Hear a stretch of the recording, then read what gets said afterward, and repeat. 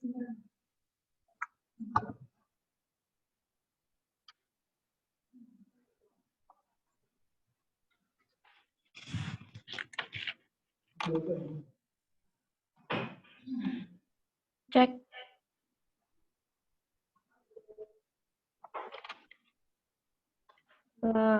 Bismillahirrahmanirrahim.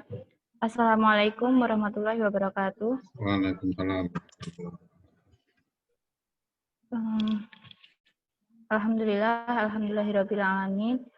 Wa bihi nasta'in ala umuri dunya waddin. Assalatu wassalamu ala asrofil anbiya'i wal mursalin wa ala alihi wa sahbihi ajmain, amma ba'du.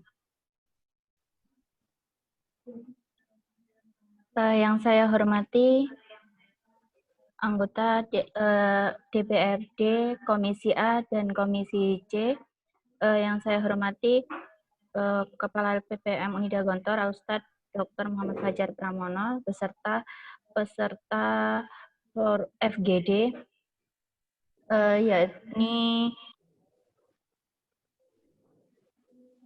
cetak biru blueprint pengelolaan bencana longsor Kabupaten Ponorogo dari aspek sosiologis.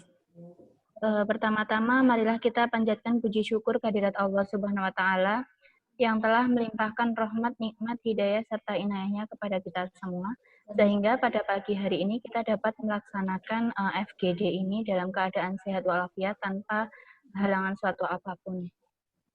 Kedua kalinya, sholawat serta salam tetap terlimpahkan kepada junjungan kita Nabi Agung Nabi Besar Muhammad Sallallahu Alaihi Wasallam yang telah membawa umatnya dari zaman jahiliyah menuju zaman Islamnya, seperti yang kita nantikan syafaat Yaumul Qiyamah. Ketiga kalinya di sini saya sebagai moderator perkenankan untuk membacakan susunan acara pada pagi hari ini. Yang pertama, yakni sambutan sekaligus pembukaan dari Ustadz Dr. Muhammad Fajar Pramono. Dan baik, langsung saja memasuki acara yang pertama, yakni sekaligus pembukaan dari Ustadz Fajar Pramono. Kami persilahkan.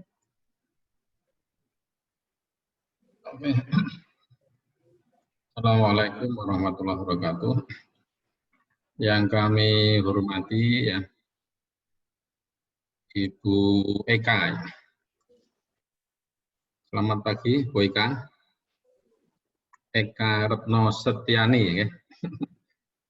Kemudian yang kedua, pelaku Ketua Komisi A, kemudian Bapak Widodo, Sarjana Hukum yang juga kami hormati.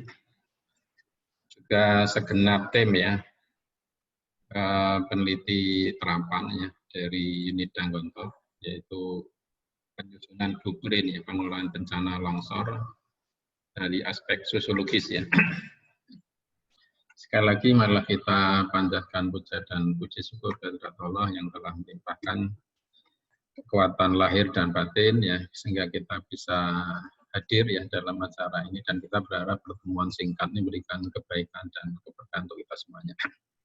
Kepada Bu Eka ya, selaku Ketua Komisi A, dan Pak Widodo ya, mungkin juga staf ya dari DPRD ya, perlu saya sampaikan ya, intinya kalau judulnya adalah FGD ya, FGD Forum Group Discussion ya, tetapi intinya sebenarnya yang lebih penting dari itu adalah silaturahim Bapak ya, silaturahim ya, sehingga kita bisa ketemu, saling mengenal sebagai stakeholder ya di Ponorogo ya.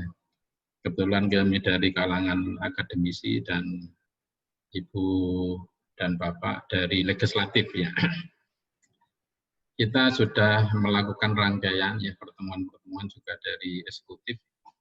Dalam hal ini adalah Badan Pengelolaan Bencana Daerah ya.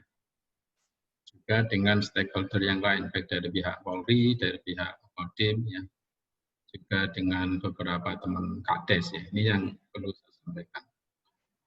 Ada dua tahapan Bapak yang kita lakukan ya dalam penelitian ini. Yang pertama ada 2 tahun maksud saya, multi-years 2 tahun. Yang pertama itu adalah lebih pada blueprint dalam bentuk model. Sehingga dari hasil penelusuran, pemetaan itu ketemulah desa namanya Tugerjo ya. Selalu kebetulan Pak Lurahnya Pak Siswanto. Sedangkan untuk tahun kedua ini kita akan nyusun nyusun blueprint dalam bentuk naskah akademik itu di situ. Naskah akademik. Nanti tahun kedua. Hanya yang perlu sedikit saya sampaikan, Ibu, Bapak, anggota Dewan yang kami hormati, apa sih perlunya kita melakukan sinergisitas ya, terutama dengan eksekutif dengan berbagai pihak, baik eksekutif maupun legislatif ya. Yang jelas bagi kami ya ada dua pertimbangan ya dari Kemenristek ya, BRIN ya. Ini adalah penelitian ini terselenggara atas kerja bersama antara UNIDA dengan kementerian ya, Ristek BRIN ya. Yang sekarang berubah menjadi dua, Kemendikbud sama Ristek ya. Tapi kalau penelitiannya kita masih terkait dengan Ristek BRIN ya di RI. Ada dua pertimbangan ya. Pertama adalah pertimbangan akademik ya. Artinya dalam rangka untuk peningkatan kualitas penelitian dan publikasi di kalangan dosen. Itu memang itu yang kita berikan. Dan itulah yang biasanya jadi pertimbangan dari Kemenristek. Kemudian yang kedua itu adalah terkait dengan kepentingan praktis, yaitu sejauh mana manfaat penelitian itu bagi masyarakat, terutama dalam rangka untuk dasar pengambilan kebijakan. Itulah saya kira relevansinya. Kita mengenal namanya TKT ya. TKT itu tingkat kesiapan terapan. Artinya semakin hasil penelitian itu memberikan manfaat, itu memang akan lebih diapresiasi ya oleh pemerintah, dalam hal ini adalah Kementerian Ristek BRIN ya. Namanya agak susah Bapak. Lu itu aja yang sebagai gambaran sebelum nanti Ibu Bapak menyampaikan semacam catatan-catatan ya. Perlu saya kenalkan terlebih dahulu ya bahwa tim kami itu sebenarnya 3 ya. Tapi ini terlihat ada beberapa pihak yang baik dari pengolah data maupun dari staf peneliti ya. Dari tim itu ada 3, yang pertama saya sendiri, saya kepala LPPM sekaligus menjadi ketua tim, sedangkan ya mohon maaf terganggu. Ya, yang kedua anggotanya adalah Dr. Setiawan Lahuri ya. Itu kebetulan beliau sekaligus menjadi wakil rektor ya bagian SDM dan administrasi. Dan yang kedua itu adalah Dr. Muhammad Ghazali. Ya, Pak Ghazali masih ada. Beliau wakil dekan Ekonomi Syariah yang selama ini 2 tahun bersinergis dengan kita.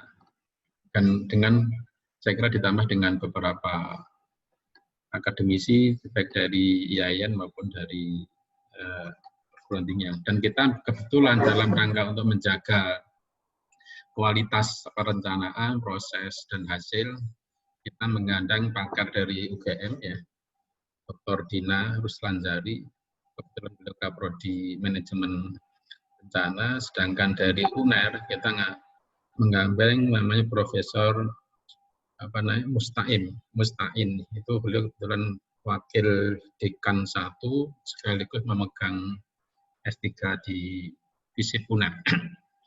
Kita juga sudah melakukan. Oke. Adapun terkait dengan hasil penelitian itu begini Bapak yang perlu kami laporkan ya. Ketika pada tahap yang tahun yang kedua ini ya memang ada diskusi ya, terutama baik dengan beberapa pihak ya, termasuk waktu itu yang dilontarkan oleh Bu Dina. Ya. Kalau ini nanti menjadi raperda, itu nggak mungkin Mas, kalau hanya temanya di bencana longsor. Kalau memang jadi bencana, kalau tetap kalau masih tetap menggunakan nanti arahnya kepada raperda, itu bentuknya adalah bukan tanah longsor tapi lebih pada raperda bencana alam, artinya lebih luas. Itu juga diperkuat dengan hasil diskusi kami itu dengan di BPD, Badan Pengelolaan Bencana Daerah, dalamnya adalah Bapak Imam Basori. Beliau alhamdulillah memberikan solusi, arahnya bukan pada raperda, model begitu Mas, kaitannya dengan bencana longsor, maka yang ditawarkan adalah kontingensi. Itu di situ kira-kira. Nah, saya mohon dari ini kira-kira nanti baik dari Bu Eka selaku Ketua Komisi A maupun Pak Widodo sebagai Ketua Komisi B itu kira-kira bagaimana menurut Bapak ya. Dan sebenarnya kita juga mengundang dari Ketua Balek ya, dari Pak Erhani yang kebetulan juga masih ada acara yang lain. Monggo Pak, saya tidak perlu berpanjang-panjang. Bu Eka Rumin atau Pak Widodo, monggo. Waktu dan kesempatan kami persilahkan.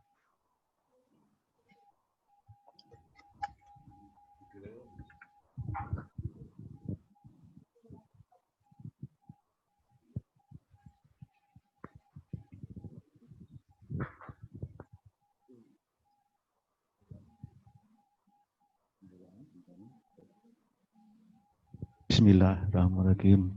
Assalamualaikum warahmatullahi wabarakatuh. Waalaikumsalam warahmatullahi wabarakatuh. Yang saya hormati Bapak Dr. Fajar Pramono dari UNIDA dan seluruh audiensi, dan Bu Eka selaku Ketua Komisi A juga yang saya hormati. Ini langsung saja sesuai dengan judul tadi,